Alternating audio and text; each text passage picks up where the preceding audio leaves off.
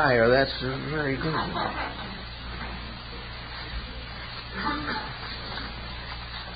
This morning we're using a text from one of the Psalms of David, and I suspect it has not been interpreted very often as we wish to approach it, because very often these very old ideas have some eternal truths behind them. The idea in this particular verse is that David sings that the earth belongs to the Lord and the fullness thereof. Now this does something we had not really given much attention to, but it's tremendously true. What David is telling us is that God is a landlord. Now we've accused him of many things, but not that generally. But it is true. The only owner there is anywhere in the material universe is the creating power itself. It is the deity that becomes, in a sense, the source of all of the labors of peoples. Now, if God is the landlord, then humanity, made up of all races and nations, are all tenants.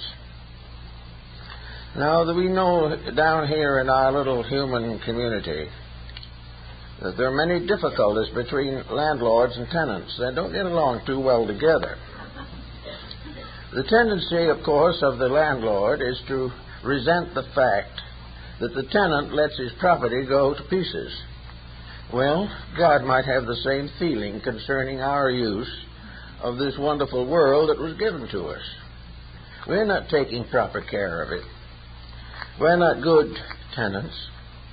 We just do as we please, and when it gets impossible, we try to move out. On the other hand, the tenant has certain grudges and grievances.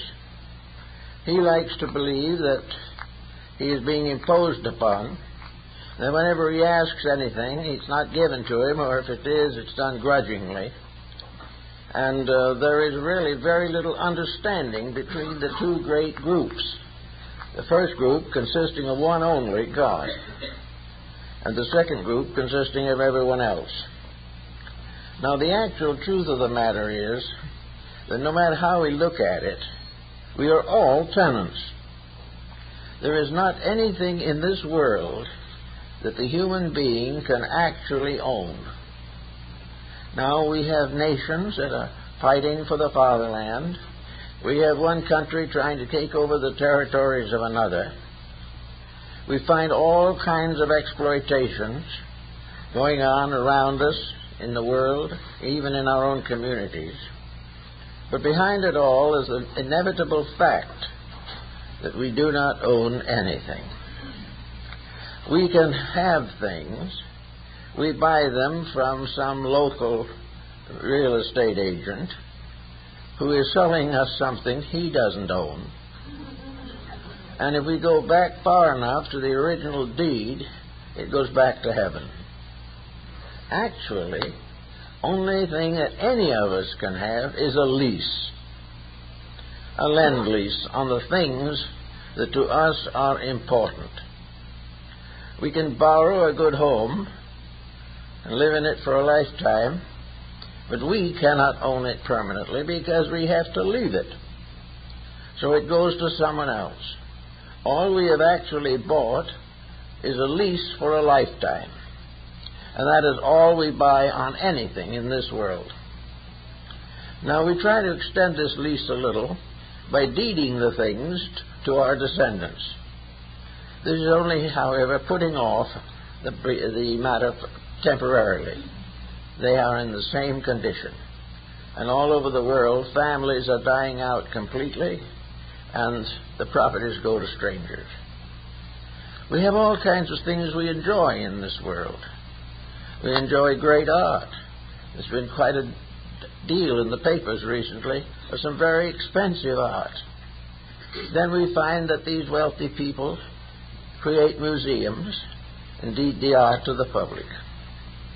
This is all they can do with it anyway. because actually no one can own anything except for his own lifetime. And this is usually not too long a span, because the larger donors do not reach the ability to done until they're well along in middle life. So here we are in a world in which we are becoming increasingly selfish. We are constantly striving to take over something. Pitcairn Island, with less than 200 inhabitants, has an idea that it would like to be a free and independent nation. Vatican City, with measuring only in acreage, is a municipal entity. And then something else that owns half the world, like China, believes it is here forever. But whether China is half the planet or how old it is, the planet is not Chinese. The whole deal must ultimately return to the big landlord. Now, the big landlord is equipped with certain rules. He is perfectly willing to permit tenancy with reasonable restrictions. These reasonable restrictions do not permit vandalism. They do not permit or advocate the exhaustion of natural resources, nor do they support the concept of waste. Actually, everything that is on this planet is to us by loan. Our natural resources belong ultimately to the Lord, and the remains and revenues thereof. But we don't think about this very much. Everything we can get our hands on is for us. Now, this great sense of possession leads us to wonder what we can possess. We can't possess the trees or the earth or the sky. We can't possess the air. We can pollute it, but we can't possess it. We can do all kinds of unpleasant things to detract from the beauty, joy, and healthfulness of our environment. But we cannot own the environment. We can only use it or misuse it. And in the world today, environments are mostly misused. As we think all these matters over, it would seem that one of the great foundations of our problems is this desperate desire to accumulate. We want more than the neighbor. We want enough to protect ourselves and our descendants. We have all kinds of ideas of how we can own things.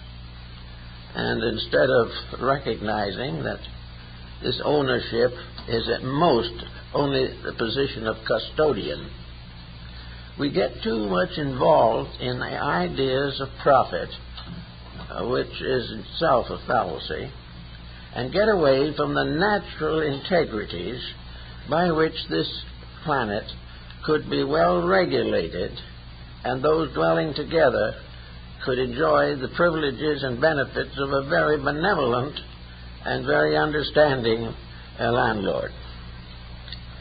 Now, we have this given to us, this world in which we live, in order that we may grow, increase in grace, become more aware of the wonders of nature.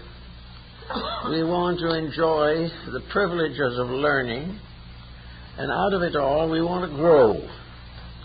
And the great byproduct of life is growth. And where growth doesn't occur, life is wasted. So this great environment that has been given to us, this wonderful world which is on lease to us, is actually the great sphere of environmental growth. The only thing we can take with us when we leave is the experience that we have gained. It's exactly like a child going to school. When he graduates from school, he cannot take the school with him, but he takes with him what he has learned in the school. When we depart from this world, we cannot take the worldliness with us. We cannot take the things we own. The Chinese tried to bury the images of their kings and emperors and their whole courts of the earth, so that in the afterlife the great ones could enjoy the company of the things of the physical life that they had enjoyed. Actually, however, we know that this was simply a gesture, that the clay and porcelain and ivory and jade figures did not live or come to life to serve the deceased monarchs. Therefore, actually, we could simplify life tremendously if we got out of our heads some of the mistaken ideas that have been troubling us for so very long a time. We could get out of the mistaken notion that wealth is something that is permanent, and that a wealthy person is one who has actually control over the destiny of his possessions. This is not true. He can will them as he wants to, and half the time the will be broken. He can do all he wishes to do. He can even ask to have his worldly goods buried with him. But if he does, he might merely puts it in a casket where it remains until it rots away or is discovered by someone else, who then gains possession for a time. The idea of permanent possession, permanent estate, and the glories of mortal life, all these ideas are fallacies. We are not here to increase in the worldly aspects or to find ways of becoming leaders over other people. What we are trying desperately to do, if we know it or not, is we are trying to learn how to live. We are trying to learn how to mingle together in a companionship of ethics. We are here to serve with each other and to make the marvelous discoveries of the latent potentials locked in those around us. Therefore, actually, this is merely a classroom at best. It is a place which is used to study in. But most people aren't studying in it anymore. They're not much interested in study. What they really want now is to change this earth into a playground. They want to make it one vast enjoyment. But somehow they don't seem to work it quite that way. Instead of being happier every day, they are more fear-ridden every day. And these fears and anxieties are gentle reminders from the big landlord that we are abusing our properties. We are not doing what we should be doing. If we were, there would be no worry, no fear, and very little debt. It is because we are irrational in our methods of doing things that we forget entirely the ethics of existence and the morality of relationships, and go on trying to make our little pile somewhere to gain that extra money that will give us the yacht and the summer home in the islands. And yet, the next year, when we go, that home will pass to someone else, and unless we are very fortunate, we may have to sell the yacht before we die. All of this is dealing in transient, inconsequential things. Almost all of our possessiveness comes under the general the general statement of the bad habit. Possessiveness is a bad habit. It is an attitude towards things that is unhealthy. It is the source of most crime. It is the source of most poverty. And the unequal distribution of values has got the whole world perturbed at the present time. We do not know what to do next. We do not know how to cope with the gradual exhaustion of natural resources. We do not know how to settle the endless feuds between countries. And we do not know how to arbitrate the gangsterism in our own country. All of these things are because of a basic fallacy upon which we have built since the beginning of history. We have always been desirous of conquering something. We want to rise competitively above our associates. We want to have more than the next person. There's been no question about what to do with what we have. And very often after we get it, it is nothing but a misery. But the great adventure is to get it. And in doing this, we are unbalancing the whole economy of nature, because there's no way, actually, for the earth to produce the final world conqueror. The only great conquest possible is the individual conquering himself. Many, many dictators have arisen trying to capture the earth. All they finally got was 6 square feet of it. They have no way of overcoming or balancing the inevitable laws of life. Even if we extend living for another 10 or 15 years, in the end, the property returns to the original owner, and there's nothing we can do to prevent it. And if we try to will it to somebody else, it merely puts off the evil time. But when they pass, they must do the same, and ultimately it will return to nature itself. But it may return very tired, badly exploited. It may not be the beautiful earth they started out with, but a crumbling planet being destroyed by the ruthlessness of human beings themselves. Actually, we have to try to reconstruct life. One thing that was pointed out, I think, by the philosophers of the Elizabethan period in England, that was pointed out very clearly that the values that are interesting, important, significant, useful, are not competitive. That there is nothing in all the world that we need to cheat each other about. Actually, the proper integrity would result in all persons having their proper place in a simple, natural, and direct plan of existence. It is not necessary for poverty to exist, but poverty must exist while competition exists. There is no reason why an autocracy or a dictatorship should plague civilization. A dictator is only someone who believes he can run the world, when in reality, even as he believes this, he is fading away himself. So in this idea of the world belonging to the original landlord, I think we have the grounds for considerable reflection. We can begin to estimate what we can do to restore the property. When we sign the lease, symbolically, we agree to return the property to the original owner in good condition. We agree to take care of keeping it clean. We are willing to make such necessary repairs as have been caused by our own tenancy. Therefore, actually, the idea is that the original owner is entitled to receive back the property in the same quality of condition that he leased it in the first place.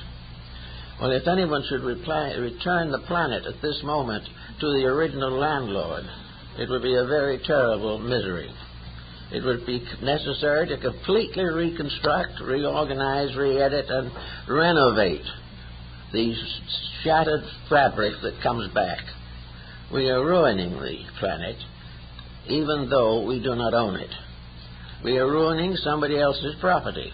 We are damaging natural resources that can affect generations as yet unborn. And we keep right on doing it. We have no intentions of interfering with business as usual.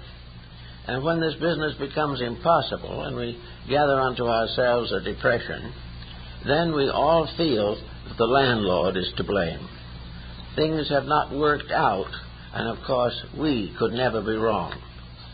As atheism increased and became more prevalent in this country and in the world, the idea of the big landlord sort of faded out entirely, and it was finally decided that the planet was a small island in space in which a large number of living things were marooned together in a hopeless situation. There was nothing to look forward to except trying to do the best we could with this small ball on which we live. Atheism gave no superior factors to strengthen us. There were no inducements to improvement, because as far as atheism was concerned, the planet and all that it inhabits will fade to nothing in due time. So having no future, the materialist tries to compensate by a reckless present behavior. He will live it all up now, because now is the only time. But actually, living it up now is the greatest waste of time that there is. We have much more important considerations. Now, as we look over the world affairs as they seem to be at the moment, we realize a gradually increasing realization that things are wrong. We are beginning to realize also that these mistakes are not divine injustices. It is not heaven that has decreed that we have a depression. It is not the divine powers of space that send one nation after another in war. These things are our own misconducts. They are the things that we do that we shouldn't do.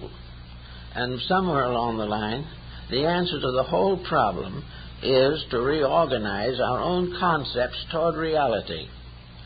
Because if we continue the reckless wasting of our resources, we could end up a dead planet incapable of sustaining life. If that is the case, the big landlord would probably have to tear it down and build a new one. His apartments and condominiums cannot be repaired. So we have to either begin to think seriously about living better, or we are gradually going to frustrate the entire purpose for planetary existence. We can look back and see how great civilizations of the past have disappeared and left not a rack behind. We realize it is not difficult for a civilization to die. All it has to do is continue in evil ways until there is no remedy possible. Now, in this particular instance, there seems to be a very good chance that we can break the rules and that we can accomplish this renovation that is so desperately necessary. The big stumbling block at the moment is the problem of how to make this renovation without interfering with our present attitudes in any major way. In other words, we mustn't interfere with the idea of wealth. We mustn't interfere with the idea of competition. We must do all these changes without interfering with the causes of the trouble, because these causes we have become accustomed to. It's amazing to realize that one of the biggest adjustments that humanity's made up to the present time is to become accustomed to misery, because it is everywhere. And we have to become accustomed to broken homes, to disloyal children, to corrupt governments, to natural disasters, crime. These things we have to become accustomed to. They're here, and in some mysterious way, we fear that anything will change these basic patterns, because each little person has a conspiracy of his own that depends for its fulfillment upon some mistaken activity. He is trying to accomplish a good end by bad means, and this just simply does not work. So in finding the problem as it is, we have to say we cannot change the destiny of the world unless we overcome, at least in part, the difficulties which cause the problem. Other creatures outside of the human family are not decision makers in this great program. Nature itself runs according to its own rules. It is human nature that, endowed with individual consciousness, becomes capable of making significant mistakes. Therefore, the remedy has to rest with humanity and not the other lesser forms of life on the planet. The other forms of life are suffering also from our mistakes. What are we going to do about this? We know that we cannot go on developing a munition industry that must ultimately cause somebody to cause a great disaster.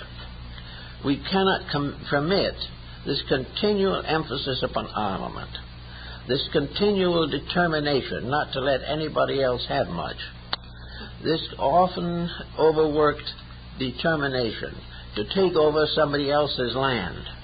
It's just like a person deciding to move into an apartment occupied by another family.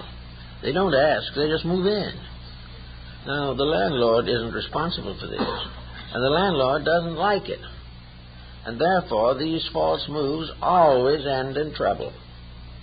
When we exploit Nietzsche's privileges, when we break Nietzsche's moral and ethical rules, we always get into trouble.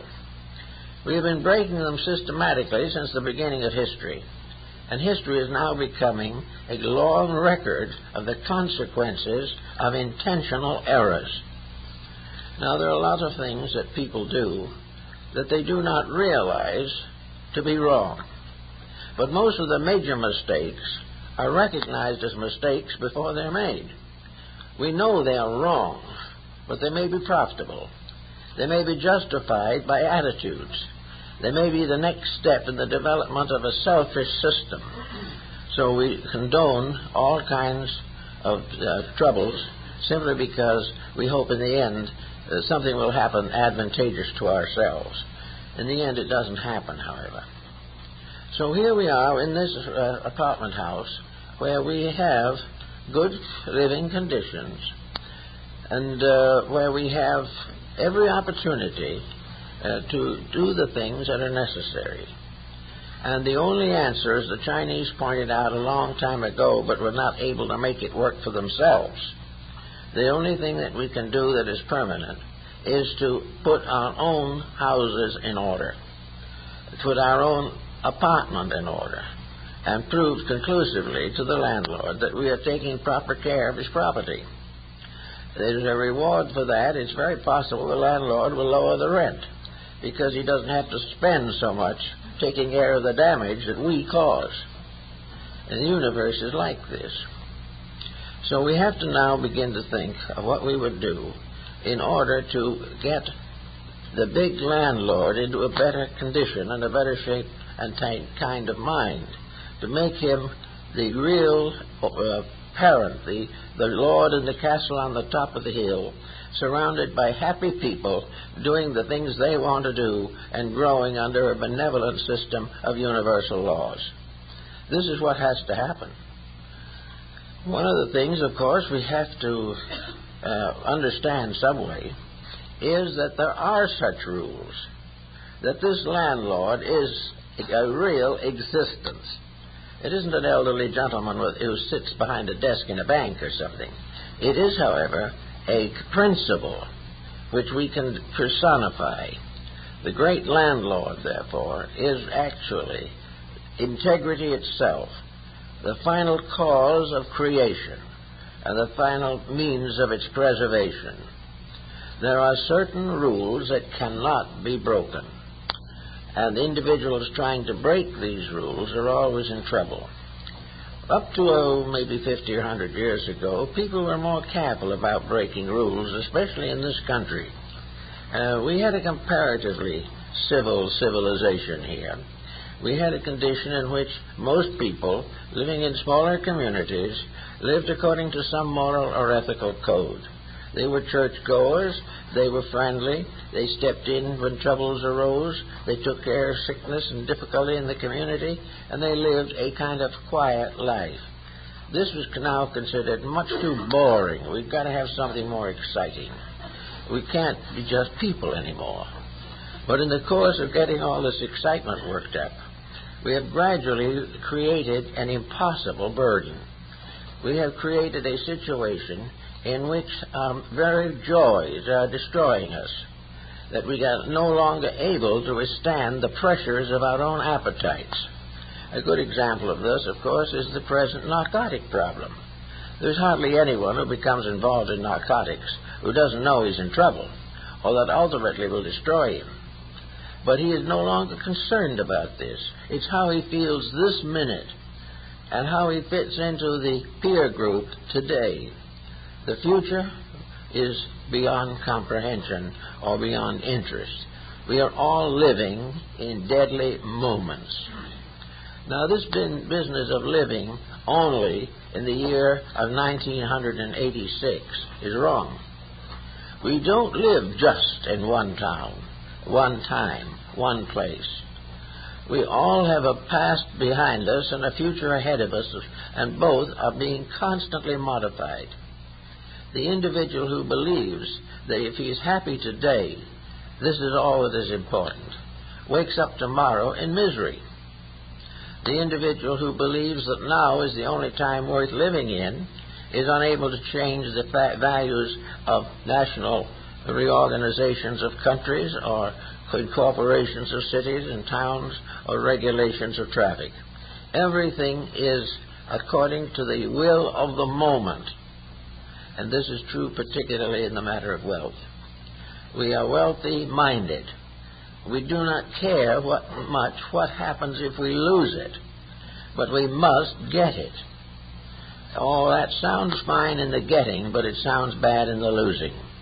And this is what happens all the time. All the way back to the time of Plato and Aristotle, the Greeks and the Egyptians and the Hindus, the wise people realized that an abuse of privilege is the source of most downfalls in history and in personal living. We do not do the best we can with what we have. Now comes a new report. We're having very great trouble maintaining literacy in our own country. People do not even care whether they can read or write. They find that it doesn't fit into the pattern so well.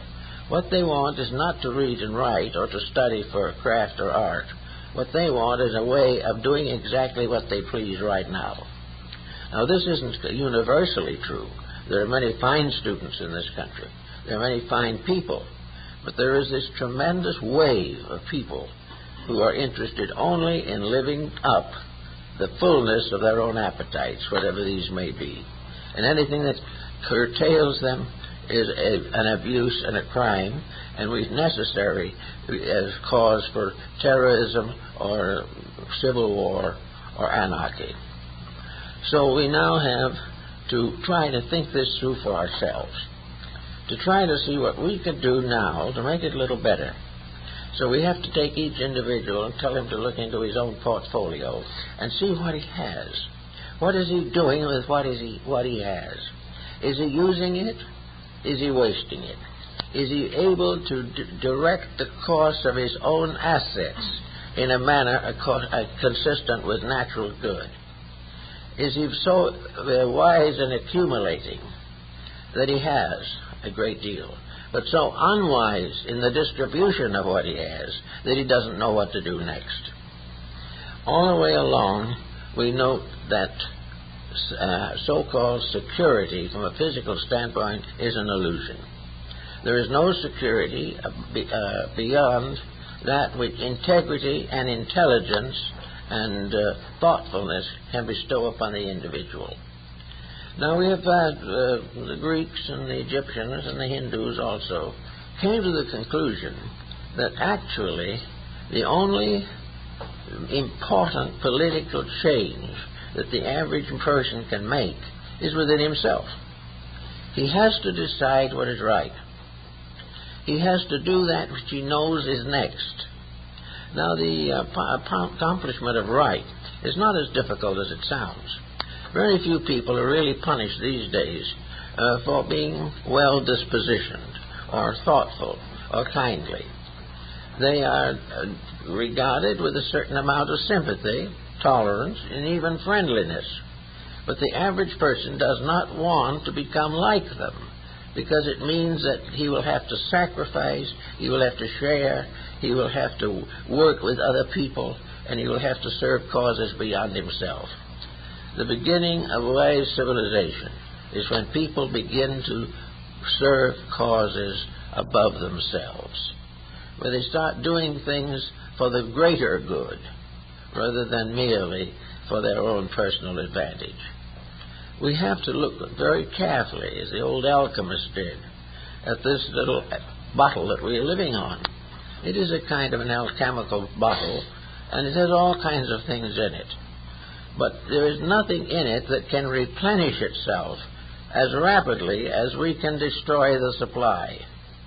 It takes many, many years, to many centuries, in fact, to make changes in the great chemical structure of the earth. But it only takes a very short time for man to use up the available potentials.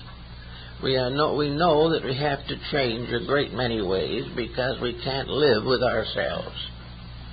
Now we are finding that wrongness, bad living, thoughtlessness, cruelty, all these are contributing to pollution.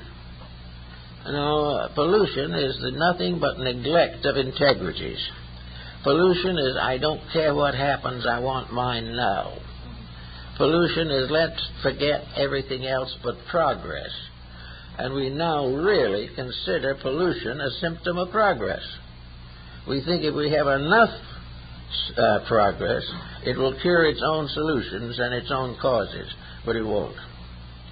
So we now believe that the only way to live is to continue to make the old mistakes until finally the cataclysm hits. In the last 10 years, this has lost a lot of its attractiveness. We are no longer so happy at that prospect. We are no longer so eager to see ourselves move into the ultimate state of our present condition. So all over the world, here, everywhere else, voices are being raised. Groups of people are rising against war. Others are rising against tyrannies of all kinds. They are rising against corruption in government, in law, in medicine, in everything. What they're really rising against or trying to is self-centeredness. They are trying to rise above the self-centered ambitions of certain small groups, minority groups of the people. They can do it, but it means that they have to start in disciplining their own integrities. The final answer to this particular subject addressed strictly in the terms of Lord Bacon, namely that it begins by the public, the people themselves, demanding an improvement in world conditions. It comes because each quiet citizen is beginning to realize that the civilization he has belonged to is eroding under his feet. He is beginning to realize that he is on a toboggan that is leading to chaos.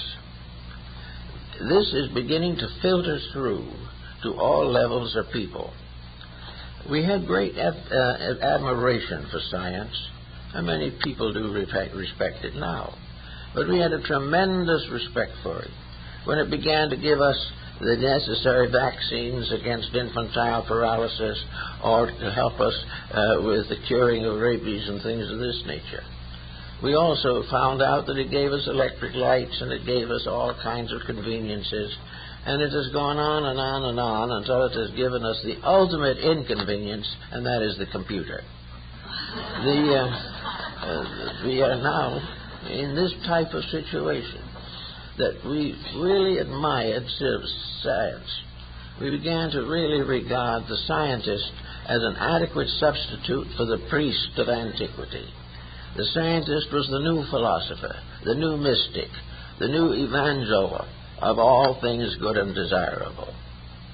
Then all of a sudden, this great scientific world gave us the bomb. In that one moment, our faith in progress on a material nature received a death wound. We found that the greater skill we have adds to our misery unless we can control our own skill. And we haven't been able to do so. So here we are, deprived of the leadership of that phase of knowledge which promised to lift us into infinite happiness, peace, and security. We now know that it is leading us towards an incredible disaster. But having lost the face of scientific progress, we began to look around a little bit for philosophical progress. And we found that we didn't have much luck. If we wanted any philosophy worthwhile, we had to drop back several hundred years to a more golden age of thinking, when the individual had the leisure and the incentives to analyze his own life and the life of the society to which he belonged. Modern philosophy has been very sterile and unproductive in its contributions to life. Then we turn to religion. Here we find solid religions that have stood all over the world for centuries. And they have unquestionably been the greatest single cause of good that we have had in society. But they also have had their limitations. They have been unable to reach the core of the disaster, and that is the nature of the believer himself. We have all kinds of religions that say, "Thou shalt not kill." And we have killing in every color, race, and belief there is. We are told to love one another and go to church to believe this and then turn around and exploit one another. We are talking about religion, but we're not living it. We are talking about integrities, and we honor the saints long dead who had them, but we are not doing it ourselves. We do not believe that when we read in the Scripture, "Thou shalt love one another," that this is intended for us. Why should we love anybody when yet we consider ourselves religious people? We also have our allegiances in other areas. In every area, however, we have theories that are good, we have concepts that are useful, and practices that are not. So we now have to face the very simple problem of changing this particular problem and realizing truly that the voice of the people is the voice of God. And the voice of the people is more or less of a whimper at the moment in most parts of the world. Most people are sending up cries and wails of sorrow, misery, and pain. And this in itself must have a very deep effect upon the laws of nature, because there isn't a single law in nature that was created to cause hate. There isn't a single law in nature that was intended to demonstrate the importance of dishonesty.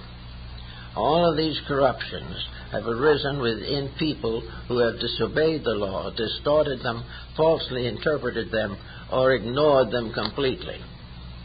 So the time is now, and we see in the last 5 or 10 years, a tremendous upsurge. There is an upsurge in religion, but it is not limited entirely to the traditional forms.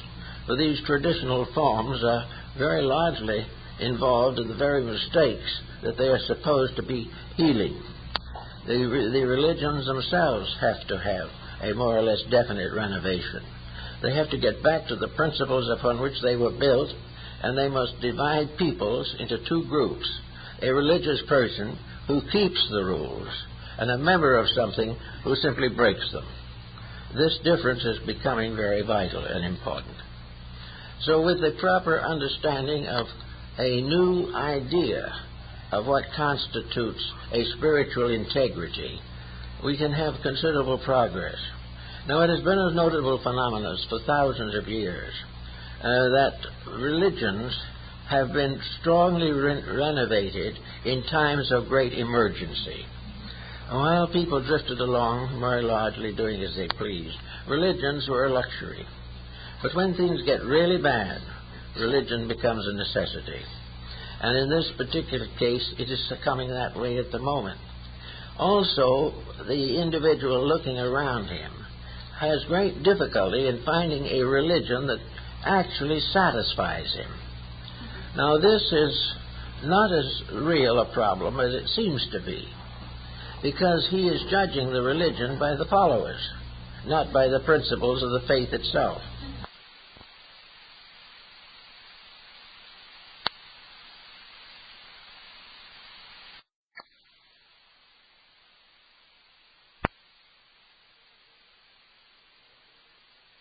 Are sound. They are real, and they are recognizable, and they are realistic. But in the course of constant renovations and revolutions and definite reformations, the integrities have in many cases vanished from view. They are there, but we do not notice them.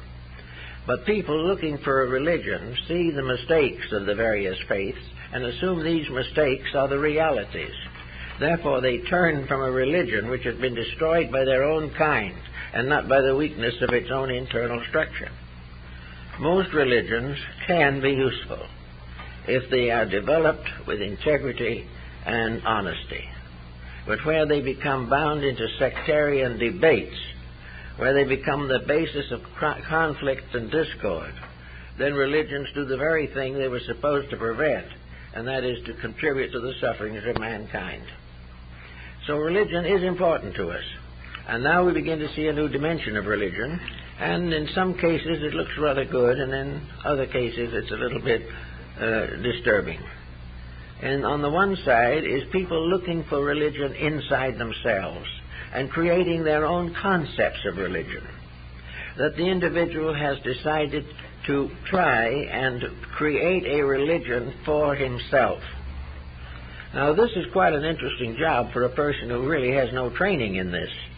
And each person trying to create a religion suitable to his own needs gets into complications. He doesn't really know what he's doing. But in the course of years, these people who do not know what they're doing really sometimes become quite popular and have a considerable following and spread the uncertainties among their associates. Now, this doesn't mean that these people are bad or wrong or anything, but it means that you'll not only have to have a good religion, but you have to have in yourself the ability to judge it, to find out whether it is good or not, and to divide the wheat from the chaff in this field also. To be a successful member of a living faith, you must understand that faith, and you must understand the demands that it makes upon you. A faith that promises everything and demands nothing is not really suitable to the needs of the moment. It never was. If we have a religion which does not demand improvement, that is a religion that is largely a panacea based upon some trivial interpretation, then it is not going to do the job that is needed today. Religion today has to strengthen the real meanings of faith, love, compassion, and integrity. Now, to do this, it also must have some way of reaching into the life of the individual and causing him to believe that there is something better that he can learn and can practice. Well, there are all kinds of things that need doing, and it's almost impossible to have a good thought without being able to use it constructively. But above everything else, there are certain major factors of belief, and these factors of belief are still tarnished by the name of religion, when in reality they are the basis of integrities.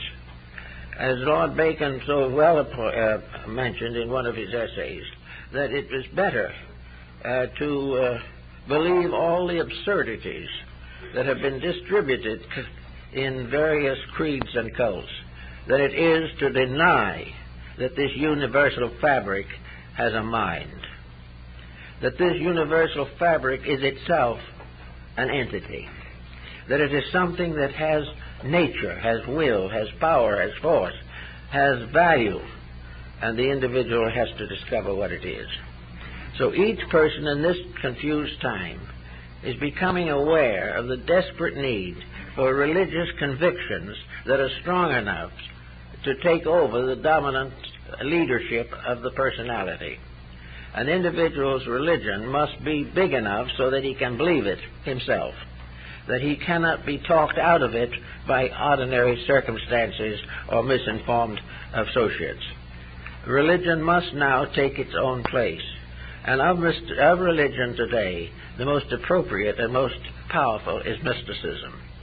Mysticism is basically a process of transferring religious leadership from a sect, a creed, or a prophet to the inside of the person himself. A mystic is an individual whose religion is seated in his own soul, that it is justified by his own soul, that it is sustained by his own mind, and is made more important and potent by his own feelings, and is finally demonstrated by his own actions. Religion, therefore, is now coming in as a search for consolation of spirit. It is seeking to give the strength to understand why the individual must pass through the emergencies with which most are afflicted. But more than that, this has within it another factor. When a person finds a deep faith within himself, which helps him to stand against the false pressures of his day. He feels an almost inevitable impulse to tell other people about it. He wants them to know also. But here you come into trouble, because most people are not able to communicate correctly. In fact, the greatest mystics of all times have been unable to communicate mysticism. Vimy couldn't do it, Plotinus couldn't do it, and in very large measure Jesus couldn't do it.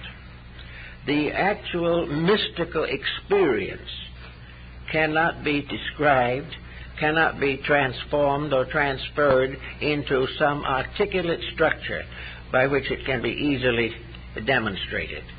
The final mysticism of religion is completely internal, but the need for it, spreading through society, is like planting seeds in a large field.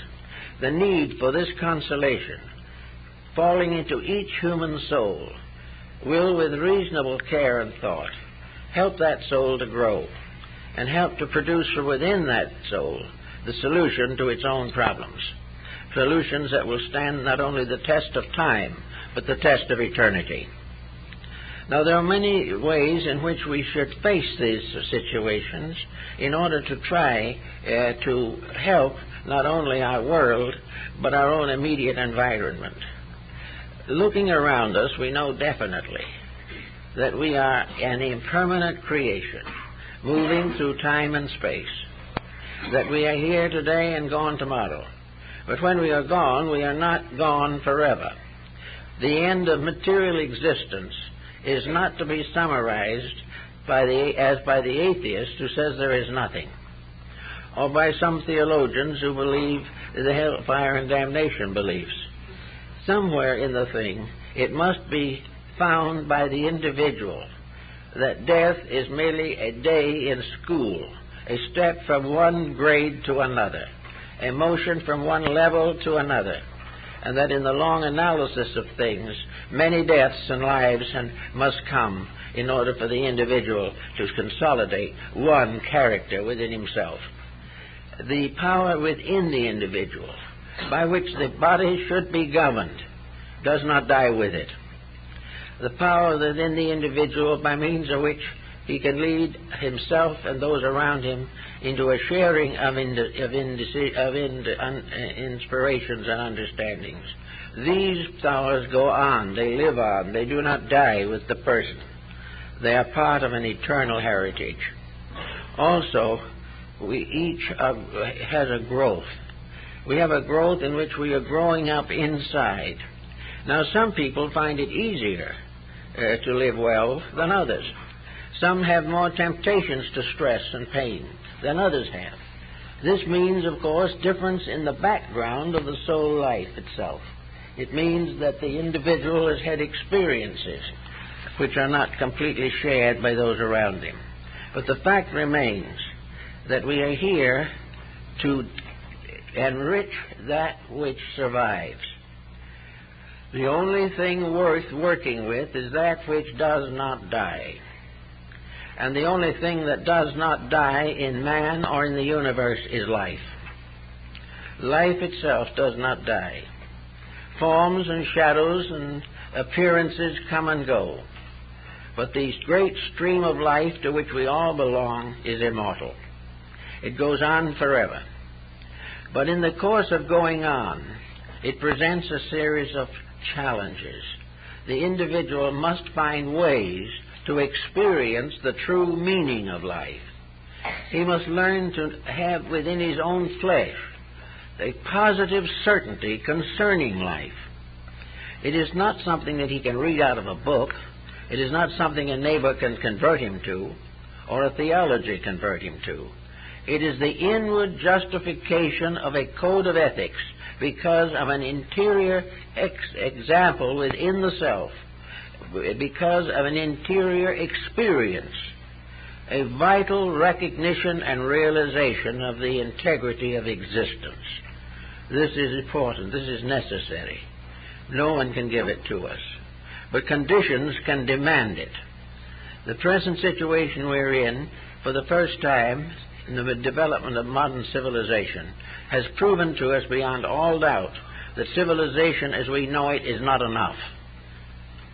the material advancement of mankind is not the solution, either of his spiritual destiny or, for that matter, of his material continuance. The individual now can and must begin to look toward the integrities of life. He must weigh his own thoughts. He must consider his own teachings and those that have been given to him. He can draw upon his education. He can draw upon the wisdom of the past and the hopes of the future. But he must, in his own way, find inside of himself an irresistible determination to grow. And he gets it only when he realizes that the alternative is too terrible to contemplate. If he doesn't grow, the great misfortunes will continue together and paralyze him. He must grow. He must use the facilities of life. He's been placed in this world as in a condition in which he has everything necessary to learn. He has all knowledge available to life. He has the entire structure of the universe to help him. He has the intuitive and spiritual and soul powers within himself to help him. He has every hope and every reason to know that he can grow from within himself, that he can become a good and faithful tenant or a good and faithful servant in the house of his God. He can do it by his own gradual recognitions. He can learn to just read across the headings of a newspaper and find why he should change his own conduct. He can find everywhere the eternal sorrows resulting from compromise and from breaking away from the integrities of life. So in these conditions and for these reasons, there is every hope that this is going to be the great turning point in civilization. We have had all kinds of things. In the beginning, with war, we threw stones at each other. Then we used a stone axe. Finally, we developed a bow and arrow, then a spear, and then a lance thrower. We developed all kinds of situations, finally making a rude cannon out of wood bound with metal. We invented firearms. We did all these different things. We improved all the implements of war up to the present time, where we have had almost every conceivable way of destroying each other. And we have used all of them with great enthusiasm. And every war nearly was one to bring peace to the world. And each one made it worse. Now, with thousands of wars behind us, there is no reason why an individual who is not feeble-minded to believe that they're going to solve anything. And now he gets a new point. In the days of the bow and arrow, it wasn't so bad. You could dodge behind a tree and probably not get hit. In India, they had the answer to one phase of it.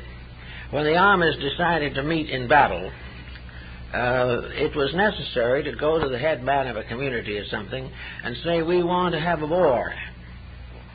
And we want to have it on a piece of land that is so bad nothing else will grow on it. We don't want to interfere with the crops because victor and loser must both eat. We do not want to endanger the innocent. So if you can show us where there's a nice quiet desert where nobody cares, there we'll have our war. Now that at least was military efficiency. It's probably one of the best ideas they had. And there are accounts in Indian literature of farmers plowing the field with their oxen, paying no attention to a clash of arms maybe a couple of 100 yards away. The war was on the bad part of the ground, and the farmer never bothered to stop sowing and reaping just because there was a war next door to him. And the warriors in the war would not think of disturbing him because they all had to eat. Well, we haven't even reached the point now where we realize the importance of peace as a source of food. We always figure we are going to capture enough of the enemy's supplies to keep our own stomachs full for a little while. But now it's all different. The ground will not bring forth a crop. All the things we are doing are becoming more and more insane. So we are confronted now with a simple, very simple fact. that the average person must see this. And it's getting to the point where nearly everyone does see it. And when they all see it, or most of them see it, or a good many of them see it, there's going to be changes produced by the recognition of the urgency of the need for change. We're going to not do the things that we know will cause destruction. We will curb our ambitions and our appetites and find ways by which we can survive. And it looks as though we're right on the verge of this change, which has been referred to in some cases as a new world order, a new approach to life, a great way of existence based largely on the Golden Rule, a great new dimension of existence in which leadership and all phases of administration will be handled with integrity rather than simply selfish enthusiasm. So we now feel that there's much to be gained by realizing that this crisis is probably the best thing that has ever happened to us, because it is the first time when we can simply state clearly, one more mistake and we're not here. Well, always there was somebody that got away before. They went into some other country. They moved into other lands. They were able to restore their civilization and escape most of the horrors following war. But now, with the nuclear weapons, there is no escape. So now, solution is necessary. And solution will be found. And it looks as though that solution is going to bring with it also a very important restatement of religion. And we're going to find that religion is, in the last analysis, is the one power that is capable of protecting the mind and the body from its own mistakes. This gradually is developing. All around, people are working, some better, some not so wisely, but all more or less dedicated and devoted to preventing an ultimate disaster. If that is done, then all has been done that could be done. The whole of civilization is a success if the human being becomes civilized. And civilization and the getting together and the recognition of the dangers of selfishness and cupidity, ambition, tyranny, when these things are recognized, humanity will make the greatest step forward since the beginning of its individualization. We will all grow. We will all have a new world to live in. We will have a new kind of earth, because we will have learned the lesson well enough to keep the rules, which is the thing that is essential at this time. So when we start with the little problem of who runs the world, and we decide that it is run by a divine power, we also decide that regardless of what we do, we are not going to break the rules of that power. In order to evade the rules, we have to deny the power. And as we look around us, even science can no longer deny the power. We can see, learn, and know the immensity of the universe. We may not be able to understand all of its distances, and we may not be able to find out exactly what is on the other side of a black hole. But we do gain one great overthought, and that is the universe is big. We also find out as we go along that the universe is a perfectly organized structure. Every discovery of science depends for its validity upon the fact that it is supported by other previous scientific discoveries. Everything that we learn by building upon the known. And in the world of realities, if we build correctly upon the known, we take the next step forward. Therefore, there's no doubt in the world that science has demonstrated to us that there's something out there that knows how to run it, and we don't. There's something out there that we will work with for ages before we ever begin to sound the depths of these realities that go out beyond the furthest reaches of space and time. we know we are dwelling in the midst of immensity, and that this immensity is organized, that it is fair, honest, reasonable, and intelligent. So having come to some such a conclusion as that, we now come to the point where we know enough about the facts of life to be able to appreciate the next steps that are necessary. We do not have to step out into the unknown with a hope that we're right. We have enough foundations now to build a concept of life that is intelligent, workable, and suitable to the needs of the modern human being. We know today that we can build a religion that is irrefutable, that does not depend upon the acceptance of myths or legends, that does not depend upon a membership brought on by enthusiasm or any other consideration. A universal religion built upon a universal intelligence and integrity is available to us. We are, for the first time in history, awarded sufficient fact knowledge to be able to build world peace. We are reaching a point where there is no intelligent excuse for the mistakes that are burdening us today. They are not inevitable results of ignorance, but they are more or less the consequence of the individual serving the wrong peer group. He is serving or uniting with others that do not know either, instead of working towards that which does know. So Plotinus, as a Neoplatonist, almost clearly summed up this particular situation, namely that the enlightenment, the next coming of truth, comes in us as the result of the suffering of mistakes. Inside of each of us, there is a dawning enlargement of a realization that as ye sow, so shall ye reap. And this discovery is the beginning of universal reformation. When this realization reaches enough people, there will be no more excuse for the vandalisms with which we are now afflicting ourselves. But the whole change is not going to be thrown upon us by a denomination. It is going to arise out of our own need. It is going to be the soul in us coming to comfort us in our dilemmas. It is going to be something that will educate us, not by word of book or by word of mouth, but by realization, by feelings, by experiences, the way that leads finally out of this labyrinth and toward the security of all things.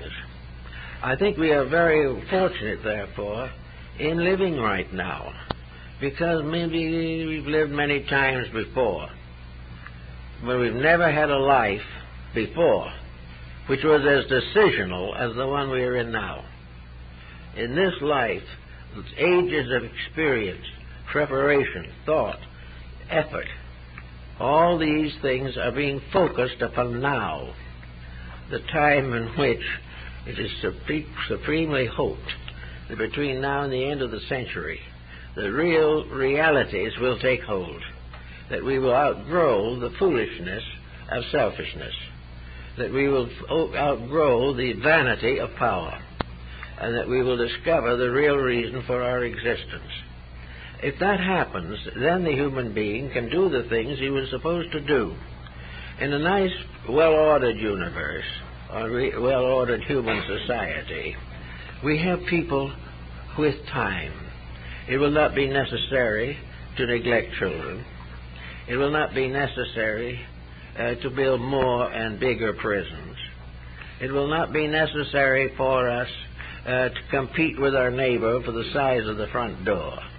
These things will go, and the mind and heart will be left for the two great labors with which we should all be concerned: the labor of growing wiser and the labor of loving more honestly. Love and faith and truth can take over as soon as the individual discovers for certain and beyond doubt that selfishness is fatal, that there is no way in which it can be condoned, and that all of our material efforts built on the concept of building a tremendous temporal empire on our little planet, these efforts are wasted. There is nothing possible on this little planet but a nice little civilization, appropriate to the size of the planet, appropriate to the needs of the people, and proper to maintain the resources of the planet. We can have a nice little world of our own and live in it, bring our children into it, work with them, overcome most of the diseases and problems of life, have a comparatively healthy career, friendly, good-natured, honest, busy, with plenty of activity and variation of enterprise, and a constant enlargement of humanitarian impulses. The only thing is, there will not be anywhere near the poverty that needs our humanitarianism. What is not be used in that way will be used to advance the common good in a positive direction, rather than to make obeyances or try to estimate the needs that have been created by dishonor. All these things will help, and this is why I think we have to realize, for once and for all, get out of our minds that we own the planet. We don't own the planet. We've got to get in harmony with the big landlord. We've got to decide what we're going to do in harmony with universal purpose. We are in need of becoming good and faithful workers in a common cause. We are in need more and more of vision, for the lack of which the people perish. So if we can get rid of this idea that this physical world is all important, while we watch it disintegrate, it is time to think about other things. The world is only important because if we don't have it, we keep on falling indefinitely, because there'll be nothing under our feet. But it is not the answer to our problem. The answer to our problem is that on this little planet, as in a little schoolhouse, we are going to learn to live together, love together, build together, work together, and cooperate for the glory of God and the good of humanity. When we get to that point, you'll be surprised. This will be a rather pleasant place. All the problems that now burden us, all the diseases which now afflict us, will gradually fade away if we stop breaking the rules. Because misery is a penalty for mistake. And many times the mistake is without knowledge. We don't intend to make the mistake.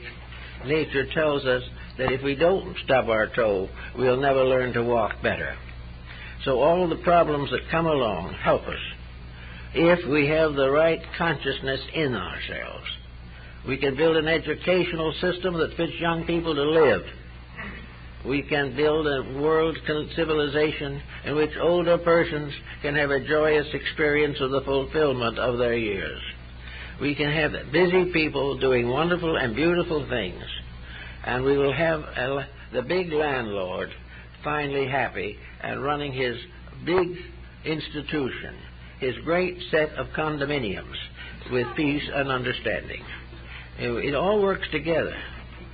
We will never know, as one of the Greeks said, we will never know that there are rules unless we break them. If we keep them, everything goes along perfectly. We don't need to even know about them. But when we start to break them, it's all different. Well, we've been breaking them too long. So now it comes the time when instead of breaking them, we've got to work with them and for them for the preservation of our way of life. So we have people, we are doing it ourselves, trying to tell others little ideas to help them grow a bit more, trying to get people to realize that growth is dedication to unfoldment of integrities, that it is not something in which we can gain admission by buying or by investing in the ordinary sense of the word. Growth is through the constant enlargement of conscience, a greater understanding, a greater participation in the work of the world. That in the individual is no longer mindful always of himself. He will have a much better world. Also, there's no question in the world, actually, that if we can get this thing where it belongs, that the entire cycle of human life will lose most of its miseries. There is no reason why a properly balanced world, properly functioned, should be continually plagued with the pains of childbirth, the pains of sickness, the pains of age, of the miseries of transition. These things are all part of an imperfect way of life. If we understand properly, if we live the life, most of the sorrows of life will fade. And by keeping a few simple rules, we can greatly alter the health patterns of the whole of society. Everything depends on the fact that the human body is itself a little empire. And when it breaks its own rules, or its rules are broken, then the body suffers. And then in the body structure, man himself is the big overseer, the big landlord running his own body, which has more parts in it, perhaps, and more units of life in it than the whole planet has in creations here. Always the leader has the responsibility of creating by rules, and those who follow must perpetuate by keeping those rules. And in the end, if we keep the rules of life will keep us. And we will find that nearly all of the miseries that we know in life are the result of not learning the facts of life and in developing a tremendous education which teaches us everything except what we need to know. Every child graduating from school should recognize and know his responsibilities to society and himself, and should find the greatest fulfillment and joy in playing his part in the improvement of human civilization. All these things will come, and they're nearer than they ever been before. And if you look around you, I think you'll see that they're very much nearer than they used to be. And if you look inside of you, I think you'll find, all of you, that they're nearer there, too, than they ever have been before. Oh, that's it. Thank you.